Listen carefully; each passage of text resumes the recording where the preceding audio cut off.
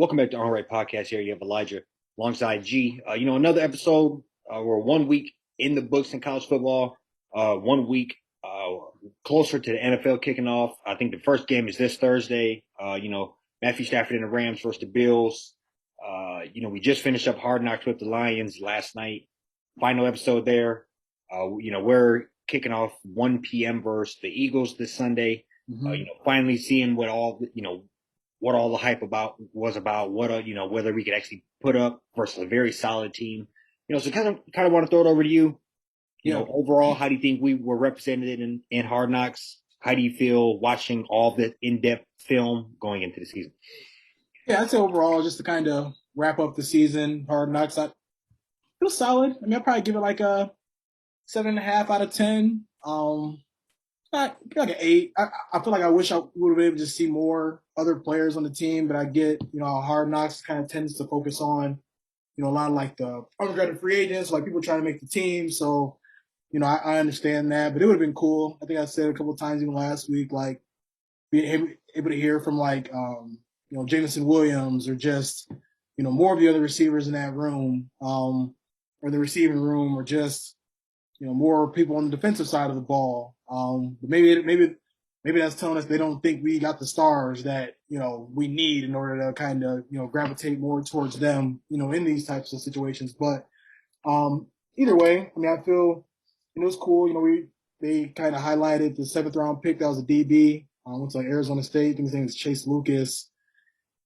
Kind of funny, just like watch him follow coaches around and just tell him how good he's going to be and ask him if he's going to make the team. So kind of get like that, almost got like that kid in the candy store type feel, or just kind of like, wide eyed, just, rookie kind of just like, just, I guess you don't really expect those types of things to be said, but the fact that they were being said was just, it was kind of funny and surprising to me. Especially because, yeah, I mean, this is not college where like you're on a scholarship, or in high school, or like, this is like you could be gone tomorrow type deal. So, the feedback and just the responses that he was, I saw him getting back from the coaches. I'm pretty sure he ended up making the team, but, it showed me that like, you know, um, there is a little more camaraderie, even in training camp when it comes to, those types of things. I thought that was pretty cool. Yeah, I mean, it's always, I say as a fan, it's kind of tough. You see like a lot of players getting let go and stuff, and, getting cut. And it was cool to see the kid Pimpleton, he went to school at CMU, didn't make it with the Lions, but, cleared waivers, had to work out with the Giants, and, able to get a contract there. Glad we were able to address the QB issue. Not gonna lie, wanted to scratch my eyes out watching Sudfeld, or not Sudfeld, I'm tripping, Blau and Doyle kind of duke it out back and forth. I'm glad we were able to kind of upgrade, our backup quarterback by getting Sudfeld from the 49ers. And yeah, I mean, I think overall, enjoyed, how much we were able to see at Hutchinson. Eminem made a cameo, which I thought was pretty interesting. I'm not gonna lie, I'm probably not gonna pay $10 for a plate of spaghetti when I can make a whole bowl or a whole pot of spaghetti myself for like $6-7 at home. But yeah, overall, I think it was a solid way to end the season. Yeah, no. So I've actually walked past that my spaghetti and it's never open, but that's the whole side note. But just back to the top of Hard Knocks here, I would say, overall, I felt like they clearly kind of had an objective that one of the biggest personalities in the room was Dan Campbell, and they were going to make that a focal point of the show. I think that was very apparent. Using Hutchinson is a no-brainer. 2nd round pick, regardless of who that would have been, whether we went Sauce Gardner, Walker, a random quarterback, that guy was going to be highlighted no matter what. But I think it was obviously we know him, and he looks like he's going to be a complete stud, and hopefully coming off the end for the Lions for the next 10 years here. But I would say you hit it right on the head. I do think I would have wanted some type of in depth 2, 3, 4, 5 minute thing with Jameson Williams, showing his recovery, showing where his mind state is, Yeah. that type of thing. Same with Jeff Okudah. That was a number 3 overall pick from 2 or 3 years ago. I don't remember any particular time where he got highlighted as far as interviewed and talked to. I know, he was obviously shown within practice from time to time, but he's never was talked about. He never was coming off a major injury. One of the biggest what ifs or make it break it's on our team, and that just wasn't talked about. That's a story in itself. Top 3 pick from Ohio State, had a great college career. Potentially drafted, potentially drafted too early, and and kind of had a lot to live up to, and has not done that. Yeah. So and now he's at the point where he's getting picked on as a cornerback, and because they look at him as a weak spot, which is like the worst position to be in. When people get excited when they see you line up, and the quarterback gives that receiver that head nod, and so I think that's a story in itself that we just weren't talked about, in one of the bigger stories for the Lions, as far as what we're going to do with him. Yeah. And something that is going to be major news throughout this season, or at the end of the year when we finally have to make a tough decision. And his play will potentially make it an easier, tough decision for us. But that's kind of couple of the biggest things I think they potentially missed out on, as a whole. And yeah, no, go. I was gonna say, I wonder if like the Lions are kind of like, we're gonna kind of keep things away from Okudah. We've got a lot of pressure on him. Probably just best to kind of let him just work on getting back. And then even with like Jameson Williams, they don't want him to kind of slip up and be like, oh well, I could probably be ready week 4. I don't know. I think sometimes like I feel like the NFL they want to keep certain things like in key just from like a competitive advantage standpoint. I could be totally wrong, but I do feel like maybe that was kind of what went into that as to why we didn't hear much about Okudah. It would have been cool to at least understand like how his rehab was going, where he was at with things. And I was doing some some reading on Twitter as far as like where he was at. He was fighting for like the number 2 spot, like the number 2 corner spot at the time. I think he ended up like winning that battle. So like, yeah, I mean, I think it would have been better, nicer to kind of get a little bit more of an inside track on that, what that looks like. Yeah, no, so I agree, and just moving forward, or just wrapping up a couple other things. I think it's always, I hate to say that, like the best TV and toughest to watch. Those players getting cut. Few of them you could tell the emotion on their face. Few of them you could tell that they thought they were going to walk out and get 4, 5, 10 calls. So I think you could tell the different type of emotion that each player let out. But that's always the best. One of the more entertaining and just real life things you can. While you're watching people get fired on real time, and people that we've potentially known or watched for the last couple of weeks on here, or maybe in college, and so it's just it's tough, but it's always something that usually stands out from Hard Knocks. And what the real world work like that, where you got let go, you just got thrown on like. He's on the Zoom live. Like, hey, you available? All right, but because I mean, it's just one of the.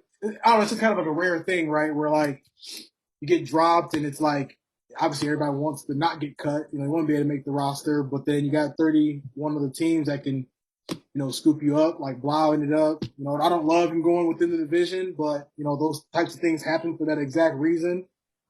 Teams will always try to grab somebody up from another team within the division and try to give themselves any advantage. But yeah, I mean, I think that's it was, like I said before, it was pretty cool just seeing a couple of them players be able to, get cut, find a home somewhere else. This shows that, yeah, I mean, that's just like what the nature of the business is overall, what it can look like. So just hoping that, one of them, whoever, people that got cut, they don't come back to bite us in some way. So, sure. Yeah, no, I agree, and I think, I'll be honest, I didn't know much of Nate Sudfeld until you said something about him, and I'm just we don't have to get in a depth conversation. I'll be willing to. I'm wondering how much of an upgrade that might be, but that's a whole nother story. There are, it's a race for the bottom, really. But he played for the Niners for. Actually, we ain't like had to go in deep to it, but I think I just like him. He was with the Niners for quite a while.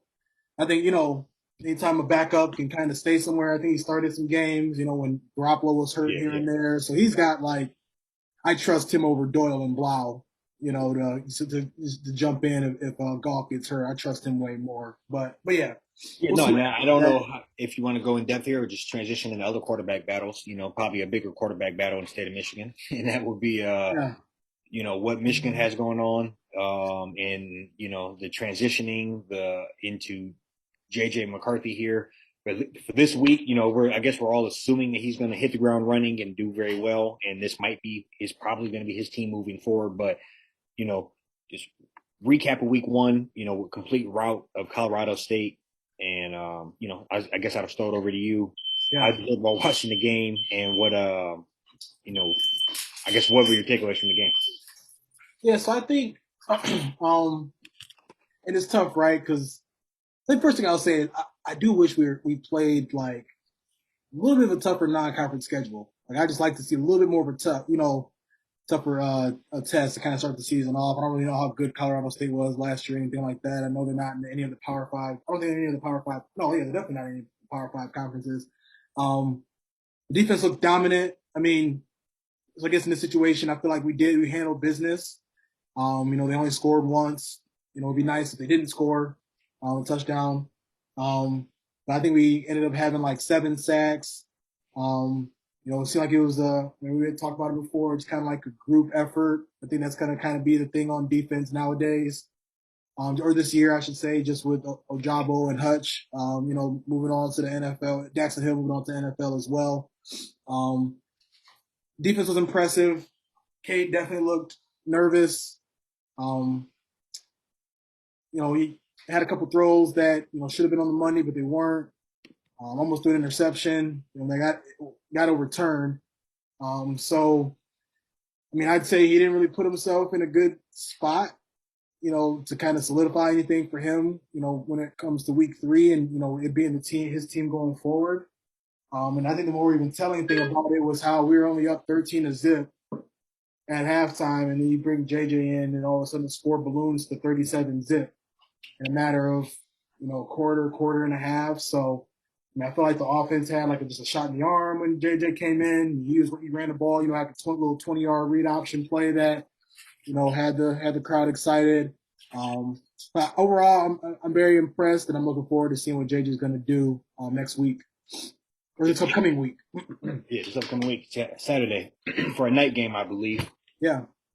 And no, and I think I have the stats here, but I believe Cade was 8 of 19 for with 50% for like $180 or something along those lines. And I just, 50% versus 8 of 19. Sorry, I'm tripping. 9 of 18 for 136. Mm. And so I just think that's just sloppy. I mean, quite frankly, it's sloppy, and that you take that game into the Big Ten, you can easily lose to anybody. And I just think, he does not have the ability to take the top off the defense with running. He refuses to keep the ball on an option play. Not that he is the most elusive or can run, but I mean some of those, even dating back to last year, Go get 5 yards. Yeah, yeah. Literally with anybody with the ball in their hands. That's how open some of those are, and you can point to those game in and game out. So I think just JJ's ability to run and his willingness to keep it. If Cade would even keep it, like you said, once or twice a game, he's going to probably average 35, 40 yards rushing. I know I'm not joking. That's very easy. He just refuses to keep it. Yeah. Yeah. So I think, JJ willing to do that. I think the biggest thing with him is just, I want to see him go out there and, I'm not saying we should pass it all over, but go out there and let him have a 20, 22 passing attempts and see if he can keep it together, drive in and drive out, not make the dumb plays, not, Carol, do the, whatever they call it, like the Russell Wilson, where you ballerina halfway backward. Those are sexy plays from time to time, but yeah, you can get away with that maybe versus Y, but that might be a 25-yard sack versus, a better team. So I just think go out there and not try to do too much, but just make the right play. And that's really what I want to see from him. Just clean, good football, good quarterbacking. And so that's what I expect as well. I think we talked about it before we got on. We have athletes, Blake Corum, Edwards, great backfield to rely on. and these receivers are hungry for a quarterback to get them the ball. So I think they're going to be ready to play as well. So it's really all on JJ to just put the shit together. Yeah. I don't. I mean, I know I missed a little bit of that first half, but did Andrew Anthony play quite a bit, or is he like where? Yeah. How did he? You said who? Andrew Anthony. I'm just curious because I mean, No, obviously, so I don't think he's even listed as a receiver that caught a ball. And okay. I'll be honest, I don't. No, he is not. And I can't recall him playing very much, to be honest. When I mean, it doesn't surprise me just because Ronnie Bell's back and like Roman Wilson. I mean, he had a great year last year. Um, Cornelius Johnson. We got like three seniors that yeah, are like really really good. So I didn't know if like last year was more of just him getting in just because we didn't have Ronnie Bell or I didn't know what that looked like overall. But yeah, I mean I think just kind of to just, touch on a couple other things. I mean I think overall I mean I was impressed by the run game.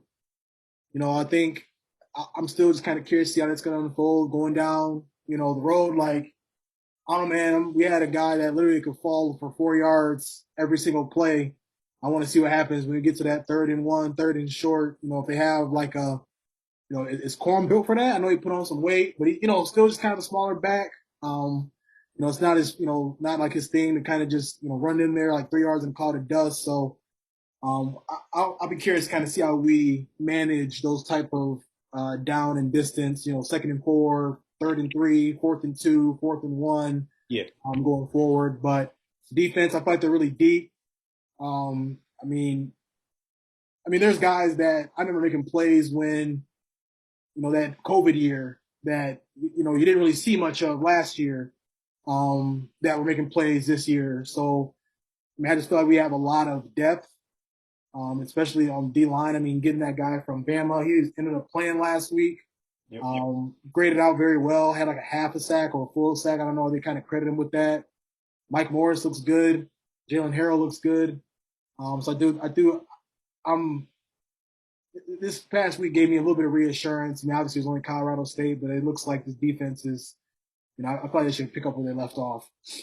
Yeah, no, I agree. And just to circle back to the short line, like the 3rd and 1 goal Yeah. line type situations, I mean, let's just be honest here. JJ's probably going to start the rest of the season, and assuming that is real and that's going to happen, you don't want to put him in too much of harmful situations. But he is a running quarterback, even dating back to like Spate and Shea Patterson, and he's willing to let a quarterback put his head down and get them short yardages as well. I don't know if we have just that big back somewhere on the bench that can get us that, or I'm done. I think he graduated, but I'm done messing with like the Ben Mason type bullshit where But I think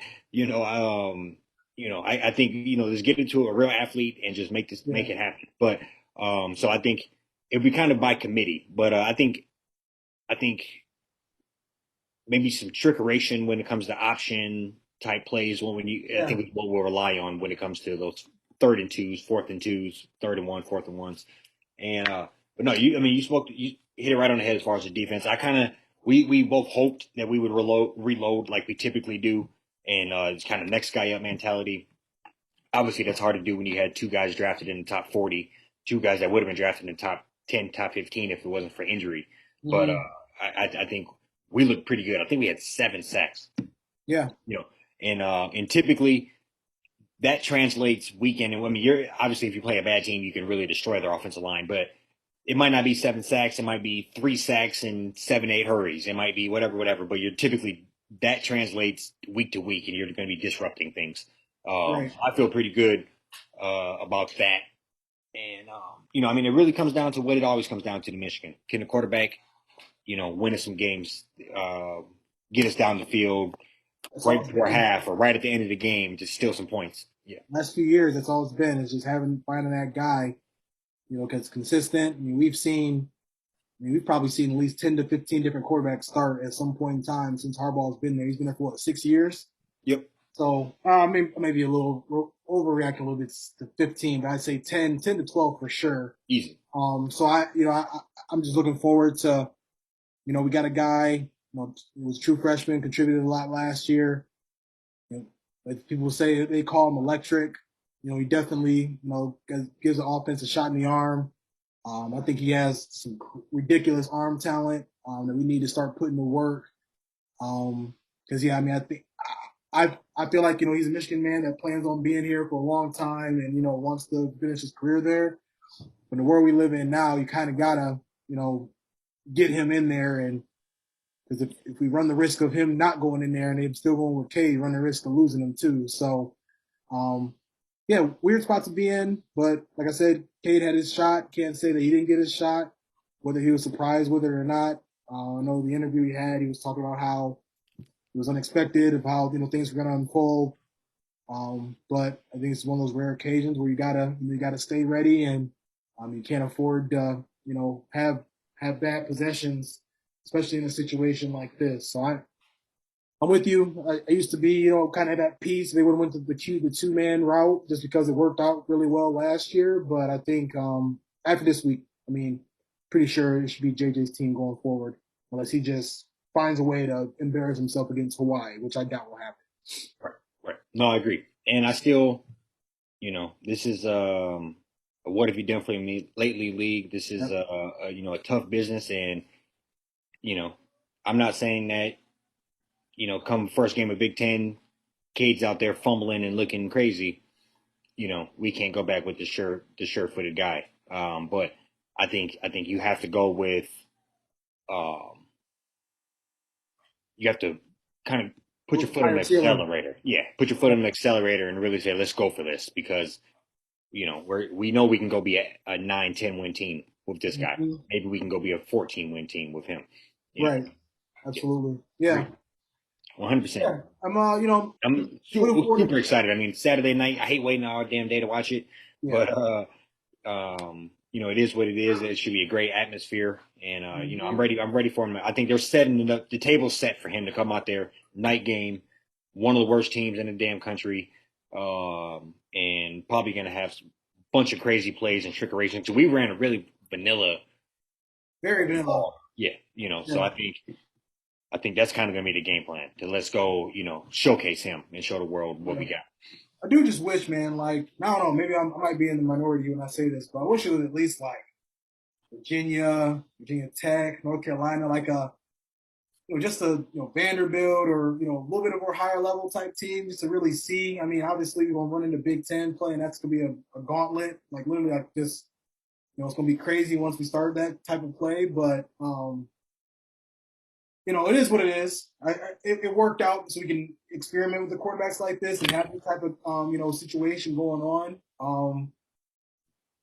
I mean, I like playing the real teams too, but Right. Well, I think we right. mixed them up. I think we banked on Washington being legit, and they were complete ass last year. Right. We have, in the past have done it. We Yeah. played Notre Dame earlier on, played Bama, a few years back. We definitely have jumped out, played some teams out of I think we mix conference. it up. I mean, I bet you if we look it up, we'll probably play somebody real. I think because I mean, let's be honest. I think we have an easier, favorable schedule this year, and so I don't think we should be embarrassed by it, and we should just make sure that Right. we Right. capitalize on that.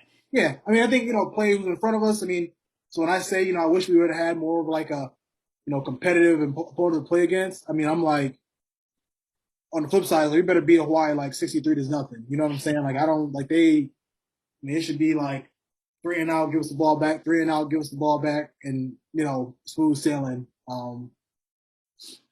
Wrapping things up after the People, first G, quarter. get your wish.